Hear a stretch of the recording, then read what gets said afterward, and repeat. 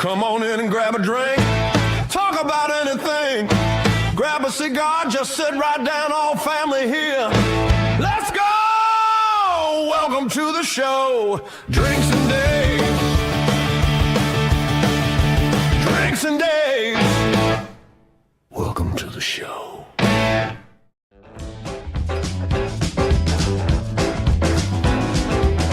Good morning, good afternoon, or good evening, wherever you may be on this wonderful planet and whatever space-time continuum that you live in. Welcome to the show. Welcome to the show. So we hope everybody's doing fantastic. I'm having issues today. I'm having technical issues today. Well, you are, what, 4 months older than last time when we did the show regularly, so time may have taken a toll. Dude, we were here last week.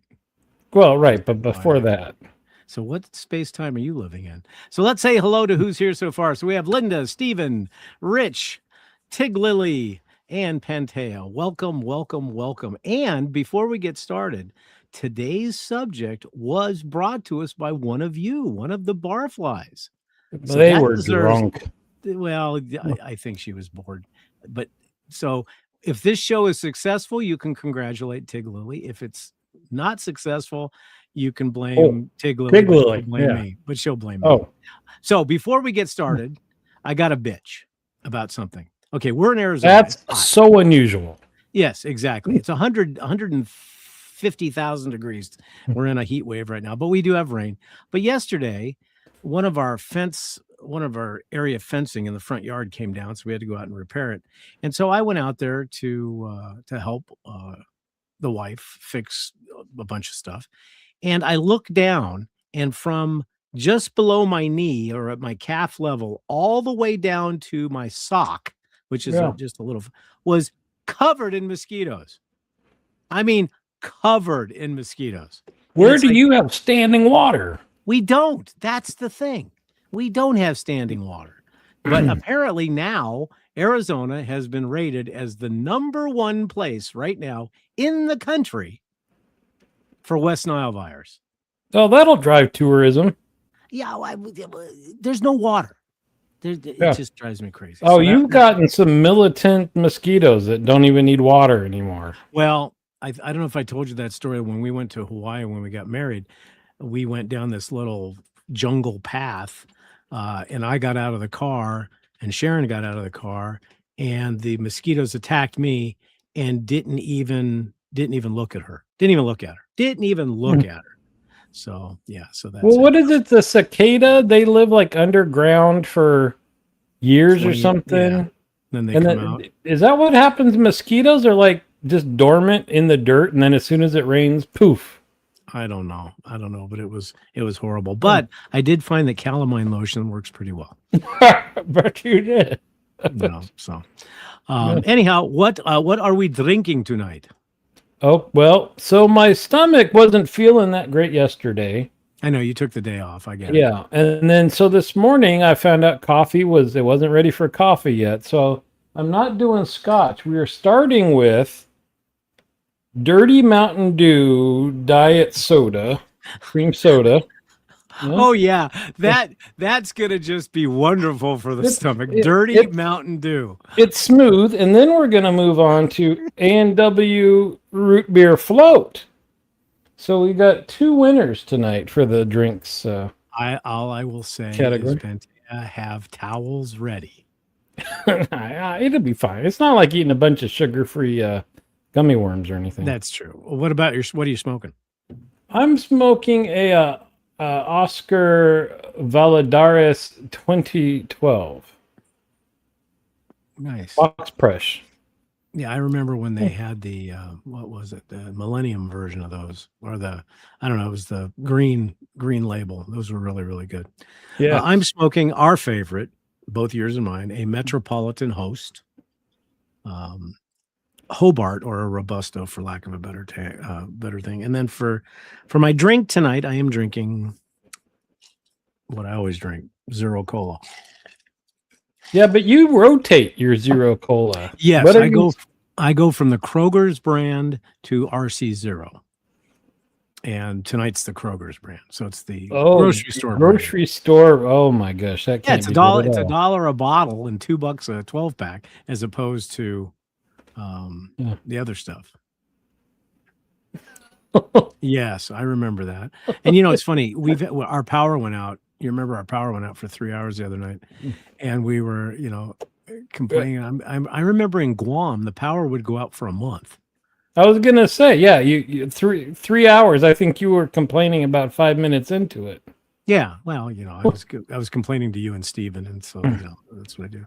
And This Pantea is- says, All right, and you say you need to drink more water. it's 99.5% water. Done. Done Done and done. Stop. Watch. Tig Done. Lily is going to comment and say, "See, I told you coffee is 90% water, so therefore I'm drinking water." Yes. Negative, Batman. Nah, it's true. Anyway, so I've got a what can we say, a philosophical / sanitization question for you. Wow. Yeah. Those are two words you don't see together. Right. Well, and because a lot of it, if you dig past the surface level, is up in your head. And so this question came up in a Reddit forum, as opposed to like a no dumb question, something like that. I don't remember. But the basic start of the whole discussion was, how come the seat in women's restrooms is normally covered in urine? Because women don't stand to go to the bathroom, right? Is this news to you? Yeah, first of all, I guess two things. One, I would never even ponder the philosophical ramifications of whether or not there was dried urine or other stuff Not on dried. the wet on the toilet seat of a women's bathroom area for one reason. I worry about us, men. I don't worry about a female bathroom. That's kind of creepy.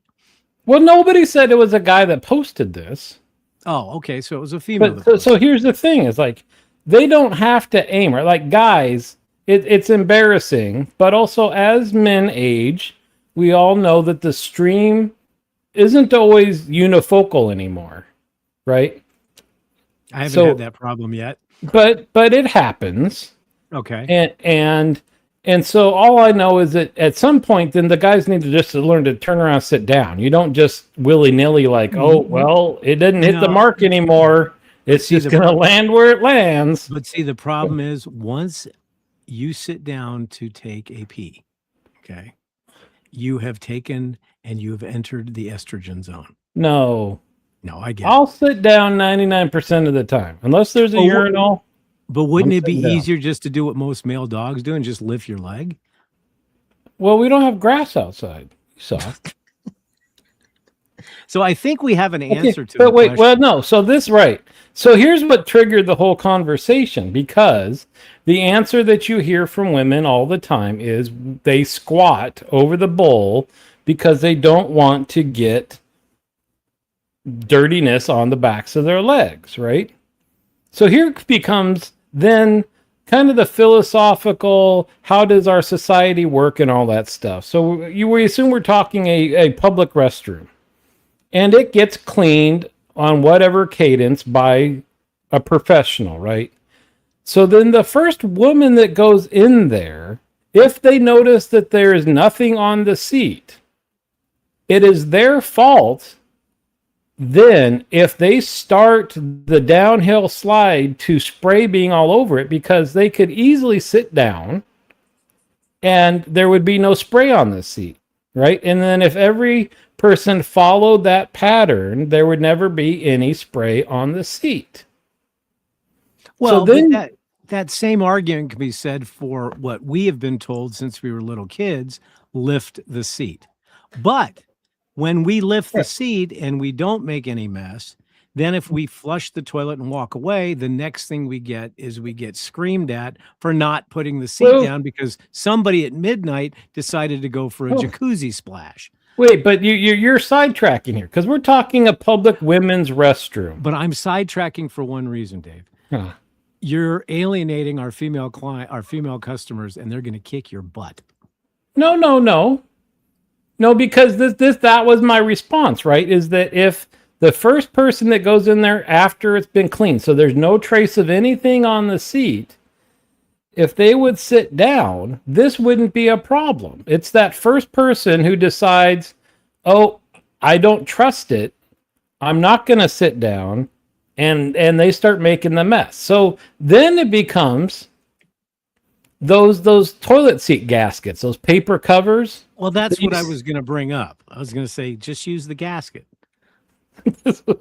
we haven't gotten there yet. We're easing into it. Well, and I was going to say that's not the topic that Sharon. No. But it segues very well because when you're done, I'm going to ask you: is this something you never want to see in real life? Yeah. So then it gets into that whole. Does that first person, they walk in and it looks clean because it has been cleaned, but they don't trust a public toilet seat and they don't want the backs of their legs touching the seat. Those are the same people, I imagine, that would use those paper gasket things if they were in there. And does that make any sense? That's my question to you. Is does the back of your legs touching a public toilet seat, if there's residual whatever, is there any harm in your mind by doing that? Well, I can't answer for the women, but to me, if you have that concern, then make sure, because women have mobile storage devices with them almost all the time, that if that is a concern for them, then you get a wet wipe, a sanitized wet wipe that comes in a little container. And if that has a concern of sitting down, as Tig Lily said, yes, because you know what? Then just wipe yourself with that item. I like that answer because that's a clean it for yourself, make yourself happy, but don't hover and spray and make it worse for everybody that follows. And actually, if economics is not a deal, you have that little wet wipe that you carry with you before you even decide to go into landing mode. What you do is you wipe the seat with one of those, then you sit down. Then when you're done, you can wipe again, so you have a double layer of protection. Double layer. So here's the conspiracy theory thought of, well, I'm not going to touch anything in public because it could be layered in itching powder. Okay, but, wait, whoa. Who in the hell is pranking putting itching powder on a women's toilet seat? Listen, it happened once back in 1965, and somebody's been scarred by that, okay? So anyway, the conversation then led into if you're concerned about what's on the back of your legs, it's like, think about what you're touching going into the bathroom, going out of the bathroom, the elevator buttons. I mean, like, to me, it's bizarre the amount of concern people have in one, right? When the people that touch all the public things you're touching have been in and out of these places too, you know? Anyway, I just thought it was an interesting thought experiment. Okay, so how does that transition into our subject matter tonight that was given to us by Tig Lily of things we never want to see in real life or on a food menu? Well, I guess that would apply to both. What would you not eat off a toilet seat? Is that where we're... Interesting point. It depends. It depends. And for Wonko the Sane, who just showed up, Eric, you're going to have to re-listen the first almost 20 minutes of this show for Dave asking a question about women's toilet seats. I just thought it was because it got into it's all mindset. That's where I was headed with that, right? If you're worried about this, but you're not worried about, everything else in public, you kind of got to think of where that's coming from. You just got in trouble from your mom. She doesn't understand. Wait a minute. Wait, whoa, back up. What do you mean she doesn't understand? She's a lady. If anyone would understand, she would. But when I got to the part about thinking about then outside of that one specific room, and why are you not paranoid about the elevator button and the handle on the door, to some office or whatever, that's just as dirty as those things. But let's That bring up was my point. another philosophy question. Does your finger pee?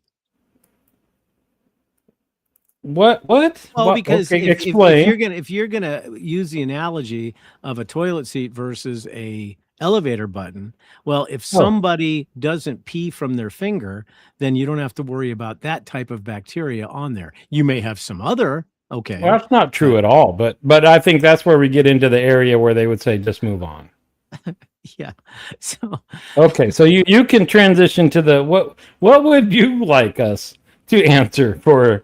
No, I'm tonight? not. Well, okay. So part of what this, because our guest couldn't make it this week, and just a programming note, we will not be here on September 1st. Correct? Is it 1st? Correct. But we will be back on the 8th. 8th with a guest. So, with a guest, we will have Doug Lane from Adopted Acres Soap Company with us to discuss a very unique business model that he has. It's amazing. So you want to tune in for that. But first, we can get his opinion on toilet seats. No, we shall not. Anyways, so what are things that we hope that this will be very interactive, as we know the barflies are so proactive in giving us suggestions, is that things that we don't want to see in real life, and we'll go back and forth, and then or things we don't want to see on a food menu. And we came up with a rating plan so we can just spit this out, and you've got yeah, good, delicious. You've got meh, or you've got ugh. So those are the rating things. So the first thing I don't want to see in real life is the discussion of women's toilet seats ever again. I was going to say, this is dangerous for two people that have been involved in the medical field at some point to bring up what do you not want to see in real life. The whole show could be something that nobody wants to hear about. So real quick, I don't understand this one. Found oleander leaves stuffed into the coin return on a payphone once. Wow. Well, but the thing is, I think she's saying, yeah, but with the oleander leaves, you just go wash your hands. What is oleander? Is that poison ivy? It's a plant that's got a toxic leaf to it. Oh, but it's okay unless you eat it, And I'm sorry, I was wrong. Since our subject suggester, it's yum, yeah, may, and huh. So I would say our last topic of conversation and something we don't want to see would be a huh. How about you? Well, yes. Any wetness around areas where you need to maybe put clothes in positions that might touch the wetness. The word is moist. The word is moist. But you know what's worse than that, since now that subject is ingrained in my mind? The worst part is not putting your posterior or legs on the toilet seat. It's when you pull your pants down and they're sitting on the ground of this public toilet. That's worse than anything. And that I think is worse. That is unisex. But as your mom said, let's move on. So what is something you? Hey, Dave, but let's loop back every 10 minutes. Oh, of course. So what is something you never want to see in real life? Well, how about my first thought was on a menu. Okay. The word live. I don't want live anything on a menu where I'm eating. Well, I wonder if that is, when you say like Maine lobster, is it in a box or live Maine lobster that you get to stick down in water and watch it squeal? You have to assume if it says live, it's coming to you live. Okay. Right. Now, Eric is having I'm regretting certain decisions that I've made in the last 10 minutes. Thank you, Eric. We appreciate your support. This poor guy, he gets like one day off a month, and here he is. So another thing that I don't like to see on anything, whether it be food or whether it be something else, is the term moist. When somebody says, yes, make sure that you buy our Betty Crocker chocolate cake, it is so moist. Well, I don't want to see that. I don't understand the hate of that word, because a moist cake is very good.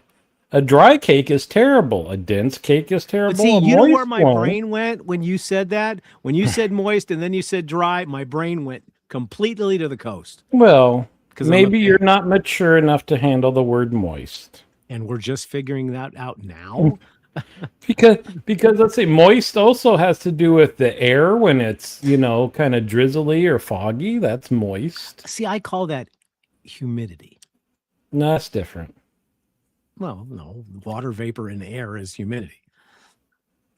So, yeah. So and the thing is, the moist thing used to not bother me, but we have a very, very good friend whose daughter, you say the word moist, and literally she starts to shake. This is From Eric, I would submit that an aversion to the word moist says more about you than the word. Maybe it does. I'd say that. And this coming from a guy who shaves with an axe. That's a whole nother discussion we can't get into now because it'd take up the rest of the show. But how some words have such a triggering effect when all they are a word, and we decide that this word is going to be terrible to hear or gross or whatever, right? Well, here's another one. And this is the same person that is adverse to the word moist. If every Saturday night we go and we go to a friend's house, we play dominoes, and everybody, we have food, and food's laid out everywhere. And when she is visiting here, and I love her to death, when she's visiting here, everybody backs off until she gets her stuff because, and I'm going to say a nasty word and I apologize, but when people are going to grab, like, let's say it's fries or whatever the case may be, and there's no, way to get, or like an egg roll or something like that. Yeah. Once you touch it, she starts walking around saying, "You finger fucked the food." Sorry for that, but that word, the only time I've ever heard it, because it just doesn't make sense. So what does she mean? She wants to feel everything before she takes it? does. No, she gets upset because everybody else is like, let's say this chicken leg. Let's say this chicken leg is not right, so I'm going to touch the second chicken leg. No, it's the same analogy as somebody that goes into a cigar shop and tastes the cigar, or someone who we know very well that takes the entire cigar and makes sure that it has been. It has been made moisturized. Exactly. So wait, is moisturized okay? Because isn't that just the action form of moist? See, I'm okay with moisturized. I mean, I'm okay with either one, but yeah. So, but no, the rule is, unless it's only yours, that you touch it, that's the one you take. Mm-hmm. Sorry, you chose incorrectly. Move on. I agree. So that's something we don't want to see in real life. Another thing I don't want to see in real life is when this drives me crazy. Somebody sneezes over the food. That drives me nuts. Well, it's like, but a sneeze is coming. It's not like all of a sudden, sneaky stealth sneeze comes and shows up. You can turn your head, put your head into your hand, but sneezing on the food. Yeah. That I don't like. Well, how about you? What else? Like this. Feel with your eyes. That's a good. Yeah. Exactly. Men's feet. There is, and I know you and I disagree on this because I say there is no reason for men to be wearing flip-flops. Nobody wants to see their feet. Nobody. Well, okay, I will agree with you, but I also would say that in my case, because I am OCD about my feet, I could be on a model ad for feet because I am so picky on how clean my feet are. I don't care how clean that. No, wait a minute. How my toe? Got ugly feet. No, but see, I don't have ugly feet. I have gorgeous feet. Okay. Wait, can we get Sharon chiming in on this one? Sure, absolutely. But I don't want to see your feet. But if you're in Hawaii and you're not wearing slippers, they think you're weird. What did you say? Slippers. That's what they are. Those slides? No, in Hawaii, that's flip-flops. Slippers. I've never heard that. No. Slippers. So I'm okay. I'm okay with that. And I can give on a plane. No, absolutely not. Sandals, flip-flops, none of that. and my feet are not moist at all. In fact, they're never moist. I could be out in 120-degree heat all day long with socks on. My socks are dry and my feet are dry. Why? Because when you have been stationed in subtropical areas, what you realize, and Major Rich will account for this, there is nothing like keeping your feet dry. That's paramount number one. Plus, the excessive use of talc on your feet helps. Can I say, on the beach, I get it, because you want something you can slide on and off, right? That you're going to be washing the sand off and all that stuff. But around town, I don't like it. And what's worse is when it's not hot out and guys are wearing blue jeans and wear flip-flops. Because if you're so freaking hot, what's with the jeans? And if you can handle jeans, you can handle some shoes. Well, I think it's Hawaiian culture too, because you know this. You've been to Well, Hawaii. it's not just there. I don't hear. I accept it in Hawaii because that's just part of the lifestyle. But Wonko has one for us. There's no reason for a lot of people to wear yoga pants. I'd rather see man feet all day than some of those. I have to agree with him on this. Guys, he's into men's feet. That's fine. That's okay. No, I have to agree with it. They're yoga pants, although they may be comfortable. I don't know. I've never worn yoga pants, but certain people need to look in a damn mirror before they walk out the house. You know what's weird is, I don't remember if I said it on this show or not. I think I mentioned it to my wife though, but back when the skin tight spandex came around was when I was in high school. And so when girls would wear that, they would always wear the sweatshirt tied around their waist, covering up their butts, right? And so it's always like, I'm wearing the skin tight stuff, don't look at my butt. And now it's like it's skin tight everything all the time, everywhere. It's just a weird kind of change of like everybody. Yeah, as Rich said, some people should just plain avoid Rich spandex. would look okay in some spandex. Okay, I'm going to do a rating here. Thank you. You know. So what's another thing you don't want to see in real life? I'm trying to think of things that aren't medical and gross. That's the problem. That's where my mind goes all the time. That there's some stuff that mostly. Okay, medical. Please. Okay, Please. So I was trying to stay away from that. Well, no, but you're in let's say you're in a surgical ward or you're in a general medical ward or whatever else.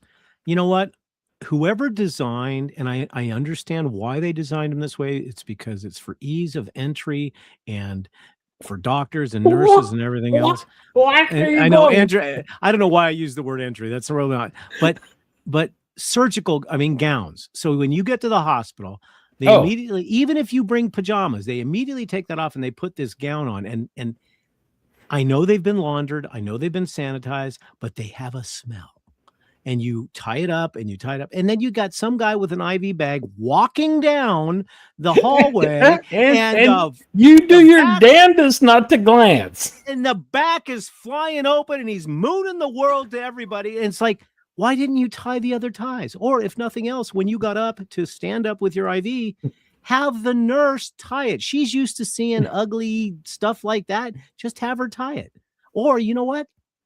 Doctors for years have been wearing scrubs and they're comfortable and they look cool. Give people a pair of scrubs. How hard would that be? Sorry about that, Dave. Sorry, Eric. I know that you'll be scarred for life, but have a good night at work. Well, hopefully this is, I've tried to I have filtered out grosser things. What I would prefer not to see in real life that they do use in the medical field would be maggots. Okay. Because on a body. Yeah. Right. Well, and the thing is, and that's the scary part about it, is maggots gross us all out. But as you know, they've got a very, very good medical purpose. Yeah. And believe it or not, people have used them as a very, very big source of protein. Because there's a chef by the name of Andrew Zimmern. You've probably seen him before. Yeah. He's a huge proponent of us eating insects. Dude, I am all for, because there's some flour that you can get, right? Out of cricket flour or something like that. And I'm all for replacing some of these like water intense crops, and you have to use pesticides and all that stuff with like, because but once it's dried and ground up and stuff, again, it's all in your head. Like, what do you care what it was? It's clean. It's sanitized. We have tortilla chips that you can get at the local, Right. that are cricket flour tortilla chips, and you can't tell the difference. But Right. like you said, it's like certain aversions to food. People like, for instance, Brussels sprouts. People have this affinity that says Brussels sprouts are the most disgusting thing on the planet. I like them. Some people do, some people don't. It's all in the preparation. Wait, but did yeah. you like them as a kid? I don't remember. I didn't really start really craving them and eating them until I met my wife.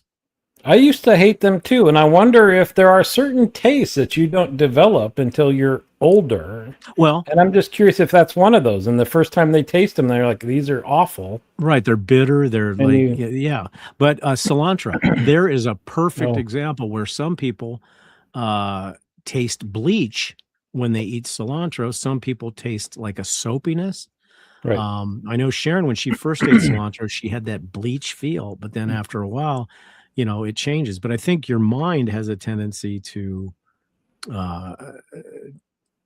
determine what tastes you like. And I think growing is an appropriate thing. But for purposes of the show tonight, we're talking about what on a food menu do you not want to see? And I'll start out with saying I would not want to see a macaroni and cheese. Well, no, let me rephrase this. A tuna fish, peanut butter, and ketchup sandwich. Have you seen that anywhere? No, I'm just actually that sandwich was the proponent for the subject matter tonight. Right, but that's what I'm saying, because I could just throw out any crazy thing like, a pizza with tuna and grape jelly on it. That would be awful. But what would be weird is if it was good. Because see, again, it's our mind saying that, like, I love peanut butter. You take some Ritz crackers or whatever your favorite cracker is, bread and butter pickles. They have to be bread and butter pickles and peanut butter. It'll change your life. It'll change your life. Peanut butter and pickles? Peanut butter and bread and butter pickles. It has to be bread and butter. Well, you mean the sweet ones, not the dill ones. Kind of the sweet, spicy ones, yeah. It's delicious. It's absolutely amazing. You eat that now? Yeah. Or as a kid? No, now. I never did it as a kid. I did it, how sometimes when you want a snack and you pull stuff from the refrigerator or whatever, and you look down, you say, I wonder if this would taste good. You just tried that for no reason? Yeah. Yeah. And I found out it was wonderful. That's like, who is it? The guy that played in The Mask. What's his name? The actor. Jim Carrey? Jim Carrey loves peanut butter and ketchup sandwiches. And to me, when I first heard that, I was like, that. It was in something I read. No, but how would he, that's not the kind of thing that you just, he could be on a lot of stuff, I guess, and just be thinking. That's like the peanut butter and pickle. Who would have thought to take peanut butter, a Ritz cracker, and bread and butter pickle and put it together? But once you get the sweet, the sour, the peanut butter, oh my God, it's amazing. So see, that's what I'm saying. So things on a food menu. Okay, here's one, and this. Okay, see now she's getting personal now. That's a dish. No, what I learned when I was young is you take scrambled eggs, and you take good refried beans. Right. And once the eggs are done, you take the refried beans and pour them in the skillet so they get hot, and you mix the eggs with the refried beans. Scoop it out and eat it with a tortilla. Oh, well, that is amazing. What's that? What's the breakfast dish that's that? Well, I don't know a breakfast dish. We just had scrambled eggs and beans. There's something that's on menus all over. You talking about chorizo and eggs? No, it's got a tortilla on the bottom and eggs and beans and chilaquiles. Oh no, right? Chilaquiles are flat enchiladas. A little bit different. Yeah, but they're on the breakfast menu because they have eggs on them. Right. So, but okay, Sharon says they're mucky, and that's a word that I guess means mucky. Good Medium rancher. Buenos rancheros. That means good rancher. Happy rancher. I think she meant to say huevos rancheros. Huevos, right? Where eggs, right? Right. Yeah. But I mean, I implore our barflies, when you get a chance, get some good refried beans, not the ones out of a can, but get some good refried beans. Wait, if they Make don't some come in a can, what do they come in? You go to the Mexican restaurant where Abuelito has been making these for 40 Oh, years. you go buy a handful of refried beans from No. You go to the restaurant, you order some, because true refried beans that are delicious are a little bit not watery, but they're almost kind of gray. runny. They're almost kind of gray in texture. They're Yeah. delicious. But take that, dump it in some eggs, grab a tortilla, and you don't even make a burrito. You just rip the tortilla up and grab. Oh, it's, in fact, that is going to be a breakfast item next week. All right. So I came across a discovery. This is not as far out there as your peanut butter and pickles, which, okay, I'll have to, if I can remember, I'll have to give it a shot once, because a babysitter babysitting me asked if I'd ever had peanut butter on cheddar cheese slices, and it wasn't terrible. Right. I don't think I've ever really gone back to it, but it's really thick. It's thick. Yeah. So I made, again, there are different kinds of salsas, Dave. So I made a salsa this weekend. And after trying it with some chips, I didn't want to keep eating the chips. And unusually, I had bought a bag of these carrot slices, kind of, that you would just throw on top of a salad. And I had those out. And so I took one of those, carrot chip, and dip it in the salsa. That was good. So there's your chips and salsa with no carbs. That's a good. I can see that. But see, the one thing with me is I am willing to try anything. I mean, I'll try it. It doesn't matter.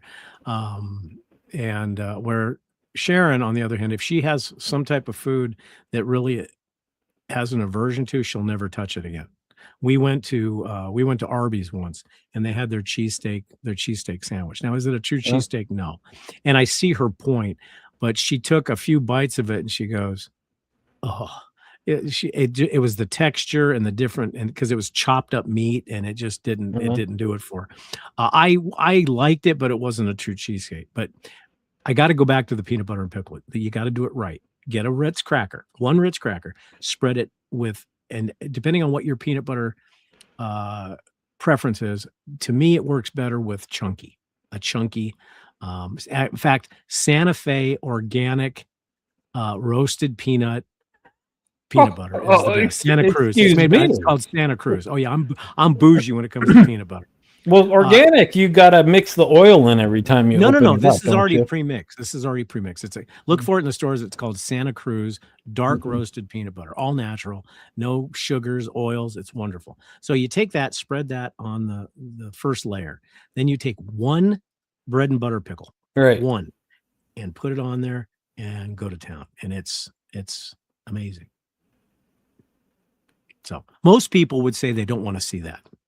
But this could be an hors d'oeuvre at a high-end restaurant. Bouchon could say peanut butter and pickles. I don't think Ritz crackers would make it onto the. They would have to be like organically, locally sourced crackers made by. Yeah.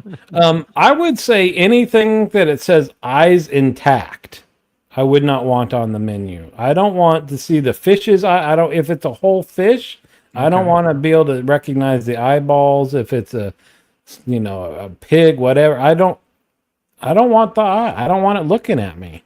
I can see that. Another thing that I've never tried that I don't really think I ever will, and I've seen it on menus in the South, is chicken feet, fried chicken feet. I mean, would I try it? Maybe. Would I order it? No. I would like to try one once. I think the texture would be enough to turn off because it's gelatinous, right? Well, but if it's deep fried, it's probably crunchy. Oh, well, that's different. There's bones, right? I thought you sucked the skin and stuff off of the chicken that I don't know. That I don't know. Well, that's like a lot of people will not eat crawfish, like in a crawfish boil, because when you twist and you pull, that takes the head off, and then you take your thumb and you get the meat from there, and they suck, you suck the head. And some people have no, because you get all that wonderful, wonderful butter and juices and brains. Oh, it's delicious. It's still, but you have a shellfish, so you couldn't do it. I couldn't do well, and this is weird. Whole shrimp in a buttery, frothy what? Okay, That sounds delicious. Well, I'm going to lean back for a second, and I'm going to ask a question. Do you want me to tell the story, or are you going to tell it? Well, she can't tell it. It'd take 20 minutes probably to take us. We were visiting, and these had the eyes intact. I mean, it was a whole shrimp. Whole shrimp. Because you forget that because you buy shrimp and they always have the tails, and to me that's intact. She means like it looks like an animal. Shrimp. Yeah, it's the whole shrimp. And there's no reason for that. Well, we were in New Orleans, and we were with some friends, and we went to this nice restaurant, and she ordered the shrimp because she likes shrimp, and it's an entire prawn. Yes, Rich, but it was in this deep, rich, brown, buttery sauce. And slippery sauce. Well, that's just it. It was slippery. And that it wasn't the fact that she doesn't like shrimp or she doesn't like that. It's just that as she was trying to eat, she couldn't keep her hands on it, and it was fling, fling, and she got upset. She was not happy. But yet I'll see her take king crab legs and become a banshee. I mean, because to me, I don't like crab unless it's been served to me outside the shell and everything else. Sharon enjoys that cooking, to get a more, spend 10 minutes to get a little tiny but a crab leg gives you traction. It's got some texture on it. Yeah, but that's, to me, that's just too much work. So there must be it must impart, like you said, in crawfish, in the head and stuff has certain flavors. Mm-hmm. That there's a reason that they would put in a whole shrimp with all the bits and pieces, because otherwise it's just upsetting. Like, why make the person do all this extra labor and stuff to prepare their own food? You just nailed it. That's exactly the point she made. Mm-hmm. Now I had the jambalaya, so it was just rice and sausage and shrimp already done. So, so I think that's another thing there's certain things you don't want to see on the menu, but if you see something on the menu that is described so well, which these were, and then you get there and you go, I don't got the tools to do this. Do you need to have finger cots to eat your food? And so, those are things. But the eye thing, I agree. Now, some people in certain cultures, the eye is like the delicacy. Can't do it. Right. And again, you wouldn't.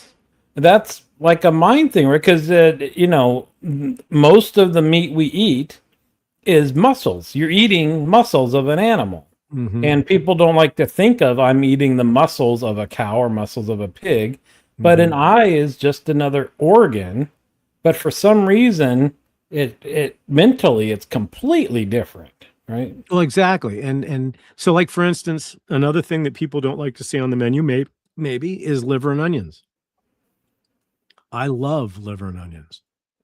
Which is, I've never had it. I love pate, but yes, you're right. Thinking about an intact organ, or so I don't. Do they serve the whole? Does it look like a liver? It's sliced up. It's sliced up. Okay. Now, see, for instance, cow brain that grosses her out. Well, you can get all sorts of diseases with cow brain, but it's so good when it's cooked. Oh, it's wonderful. Where have you had cow brain? We can get it right up the street at the Mexican restaurant. I'm shocked. Yeah, because there's and then also we get menudo, when you know what menudo is.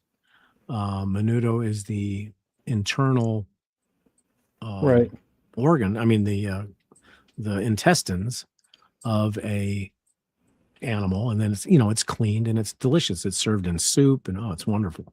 But I think regional areas too, because some of the things you see in Asia that people are eating, fried tarantulas, fried scorpions. Well, we went for pho a while ago, and I decided just to be adventurous and get one that had tendons, steak, and one other kind of non-normal tissue or whatever. I found the tendons were delicious and soft, and some other thing, maybe it was the lining of the stomach was terrible and chewy and all this stuff. But I found out I like tendon meat, or at least the way that they cooked it. Well, that's like bone marrow. A lot of people wouldn't even touch it, but it's Oh, you It's gotta- amazing. yeah. Yeah, it's amazing. Um, yeah, liver can be overcooked. I agree. But other things. Oh, I know. I green tea ice cream. I just I don't want to see it on a menu. I know it's supposedly delicious and good for you, but no, no. Well, that's ube is super popular around here, Mm-hmm. and I don't like ube anything. And you go to some restaurants and stores and stuff, they got ubi everything underneath the sun. It's super popular, and I just see no reason for that. Or red bean paste. It That sounds gross, but once it's in something, it's delicious. I I mean, they don't. make a Chinese, I don't know if it's a donut or a dumpling, Yeah, but it's a with the circle, and they put sesame seeds on it, and it's got the red bean paste in it. I like Oh, everything I love it. about that except for the red bean. Really? And it's kind of grainy texture. Mm-hmm, mm-hmm. Grainy textured stuff. Do not like. You don't like. There is some texture you said that you hate. I don't remember what it is. Was it cottage cheese you don't like because No, of I the love tex- no, I love cottage cheese. Well, there's something that you wouldn't eat because of the texture. I can't remember. But for me, anything that's kind of grainy, no. So I'll put this out to everybody, including you. We'll start with you. What is the absolute weirdest thing in your mind that you've seen on a menu, whether it be fast food, a restaurant, or anything? Or is there anything that you've seen that just makes you go, "Whoa, they're going to serve that"? Well, I do find it strange that, like I just said, where you can pick your meats and it's chicken, steak, and then you get like tripe, ligaments, this and that. And you're just like, until I tried one, I was like, who in the world would pick this stuff over chicken? Chicken's the best, just across the board. Just, it's hard to screw up chicken. At home, you can overcook chicken breast a Right. little bit, but otherwise, Well, I think that's not risky at all. based on what you're saying about tendon meat and stuff like that, I think you would like menudo. I do. I think But you'd like they put in a lot of different stuff, don't they? Well, in menudo, there's either a red menudo or a white menudo. I prefer the white, and of course, it's the intestines, very much cleaned and stuff like that. And then it's in usually a chicken broth, and then they give you onions and cilantro and some other things that you. It's kind of like a Mexican pho, is what it is, Right. and it's just it's amazing. And that's the trouble too, is if you don't know what's what, it can be tough Mhm. to try new things. Right? It's called things you never heard of, or you don't know how you eat this meat, and Mm-hmm. Well, what? So that would be the weirdest thing you've seen on a menu. yeah, I mean, I don't think, because what do you have? So you've got proteins and you got vegetables and sauces, so it's the weird proteins. The organs that you wouldn't normally eat. Probably the weirdest thing I've ever seen on a menu. Now, this is not discounting anything in Asia, but here, the weirdest thing I've seen on a menu is Rocky Mountain oysters, rattlesnake, But that's just meat. and Oh. yeah, you know what the Rocky Mountain oysters are, right? Yeah. And they're good. I mean, but people again have that brain that they're like, oh, I'm not going to touch that. Because I've seen people in restaurants when we're sitting there, oh, I would never eat that. It's like, to me, you got to experience. You may not like it, but you got to try it once. I mean, I don't know. That's just me, though. Well, and see, it depends on what the texture is. Because just like the tendons, if it's solid and not chewy and rubbery, then I could see it being okay. But if it feels like you think it might, So you probably would not like chicken gizzards probably not. because they're like, according to my wife, they're like eating a golf ball. They're very chewy.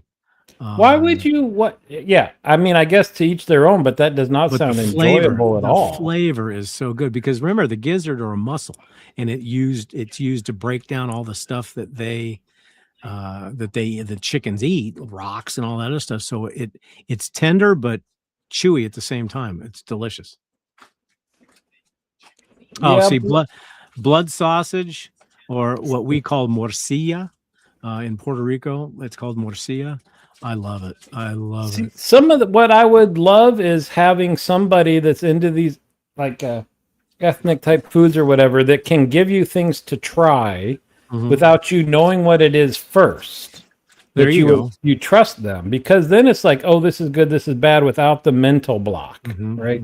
So I wouldn't want to eat blood sausage knowing that it is, but if it Right. was just this little square of something and they said, hey, try this, this is really great, and that Well, would be I think color of foods has something to do with people. Um, like with blood sausage, if it's cooked correctly, it looks almost black. yeah. Because inside the sausage casing, you've got basically organ meat. You've got liver, lungs, kidney. So it's all the really dense blood. Tapas. Tapas are just appetizers, aren't Yeah, they? Small tapas are plates? just little appetizers. You and must stuff be like thinking that. of something else. Yeah. So I'll put this out to the barflies as we're getting kind of close. And Dave, you tell me, what is the one thing, no matter what, and not using, not you. Yes, Stephen, it does. It looks like dried blood. Agreed. But it's so good and crunchy. What Crunchy? Well, because you take the sausage and you Oh, and then you fry char it, yeah, and it snaps. Oh, Oh yeah, it's really good. I see. What is the one thing, no matter what? Oh, I love Pantea. She does blood sausage. Oh God. What is the one thing, allergies aside? Okay, because we don't want to, allergies aside, what is the Yeah. one thing that you absolutely 100% would never, never, ever eat? And I'll put that out to the barflies as well. Please post that. Probably, I don't know, sea cucumber? That looks disgusting. Okay. I would love to try sea urchin, although I can't. That's the one thing I'd really like to try that I can't ever have. It's the peanut butter of the sea. It's so good. Right. Oh, and they use it at really high-end restaurants somewhat frequently. Sharon hates it. Hates it. Oh. I would just like to know what that tastes like. But sea cucumber just looks like a big. I think it looks tube nasty. of- Yeah, it looks nasty because of the way they catch it. To me, the way they harvest it, that I don't like. Tripe. Then menudo is not for you. Pantea. But see, that's the kind of thing you would have to have a piece of without knowing what it is to get over that mental. Yeah. I'm trying to think of if there's anything I would not try, and I really don't think there is. I mean, not that I would like anything, but I don't think there's anything I would not try. The sea cucumber, after you said that, is on probably the higher portion of the list. Yeah, I don't, because I've tried bobcat, I've tried cougar. What? Yeah. Actually, cougar is actually better than steak, better than pork. It's a white meat, very delicious, very delicious. But bobcat, I thought the better meats are ones where the animal isn't all that active. Otherwise, it gets tough if the muscles are too strong. I think it's the way you cook it. Oh, I have it. Javelina. I've had it and I just don't like it. It's very tough. It's very, because really a javelina, everybody says, oh, that's a pig. No, it's more related to a rat. And what I is just don't this? like balut. Oh, balut. A balut is an egg that has been that 100-year-old thing. Well, that and the embryo has been allowed to develop. Oh no! Gosh, no. Yeah. Good gosh, that was on some show, right? Oh, it was on Billions where they dined on this thing that, it's like oh my gosh, no. Well, I like what Steven said. Well, try it, Steven. Just give it a shot at your next sushi venture. There was a show, and I don't know if you remember the name of it, but it had William Shatner, Henry Winkler, George Foreman, and there was one other gentleman, and they traveled all over the world together. Yeah, I never thought. I remember it was on. Terry Bradshaw was the last one, and they would eat all this food. Now, William Shatner, believe it or not, would try anything. Everybody else got grossed out, and they were in this one Chinese restaurant, and William Shatner, being the inquisitive type, was eating. He's, oh, this is delicious. What is it? And Terry Bradshaw, who is not, he's a meat and potatoes guy, was eating. He goes, yeah, it's not too bad. So they had the waitress come up, and she didn't speak good English, and they asked what it was, and she goes, chicken vagina, and it was hilarious because Terry Bradshaw spit everything out. George Foreman looked at it and went, eh.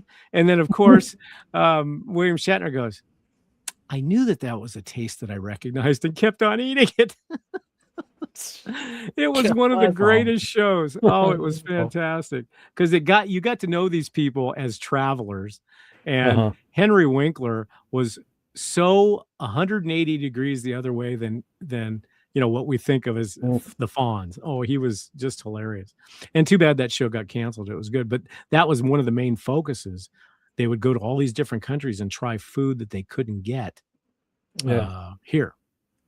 So I thought and Zimmerman had a point. I mean, he liked the weird texture. He liked the gelatinous, which if you do, I guess that opens up a whole world of connective tissues and stuff that most people wouldn't eat. What's weird though is that him, because we used to watch his show all the time, the one thing he would not eat and said it would make him vomit was black walnuts.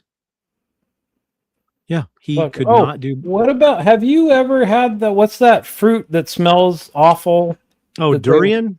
Durian. Have you tried that? No, I've never tried it. Because most of the places you can't even, like when Sharon used to go to Singapore for work, they wouldn't even let you bring it in the hotel. You could not even bring it inside. So no, I've never tried it. Our Costco, you can get durian ice cream and some other durian. I would like a spoonful of it to try. And maybe one little piece of the fruit. I mean, I'm curious, but it's got to be like, we've tried some cheeses that, if you get deep into cheeses, some of these aged cheeses smell like bad smelling feet, like straight up. And I could not, I would be there at the cheese tasting and I would try it and I'd be like, okay, this is really smooth and buttery, but I cannot get past that smell. I'm not buying this. And dealing with the smell so I imagine durian's the same way. No matter how good it tastes, if it's going to smell that bad, right? Or could you imagine what the burps would be later in the day? Jeez. Well, that's like sardines or kippers or stuff like that. I love those, but the problem is the smell. Especially when you can't open up a can of kippers or a can of sardines, eat them, and put that container, which has some juice in it, in the trash can. You have to take it outside across the yard into a dumpster. And the same with kimchi. I love kimchi. Yeah. And I can't bring it in the house. Well, I can bring it in the house, but I've got to keep it under lead-lined. It's secret. That's you don't have to hide your drinking. You have to hide your kimchi eating. Exactly. So I think we solved, although we didn't get a lot from, so I'm thinking that the barflies are fairly adventurous when it comes to food. And I guess that would be the word I would use. I'm adventurous when it comes to food. I'll try anything. I may not like it, but I'll try it. That's good. You never know what you're like peanut butter and pickles. But it's got, remember, you can't do dill pickles. It has to be bread and butter. Have you tried peanut butter and dill pickle? Yes, I have. Oh, it didn't work. Disgusting. Okay. Yeah, it's gross. Okay. I think it's that dill flavor mixing with the peanut butter, but with let me put it this way. If I had a choice between peanut butter and jelly, whether it be grape or strawberry, whatever the case may be, or peanut butter and bread and butter pickle sandwich, I'll do the bread and butter pickle sandwich all day long. Interesting. Well, it is sweet like a jam would be versus, like you said, a dill pickle with the dill and spices. That's more savory, spicy kind of. So you're getting the sweetness with the peanut butter. Right. So that's everybody's homework assignment for the 10th is to see if anybody will try peanut butter and bread and butter pickles. I have a feeling there will be a minority. So, anyways, I think we solved a lot of stuff tonight, don't you? Yeah, and don't forget, we are going to have a guest, a very interesting, real, actual guest with an actual business that we're going to talk about. And and it'll be a lot of fun. And you will definitely say that he is a true human. I mean, and you'll find out that on the show. So that'll be on the 10th. So again, we're going to take the week off next week because Dave will be on assignment, doing something. Right. Business. He'll be on business assignment. So we want to thank everybody for being with us tonight. We're getting back in the swing of things, slowly but surely. And we'll see you in 2 weeks. Say goodnight, Dave. All right. Don't call me Shirley. Okay, Shirley. See you later. Bye-bye.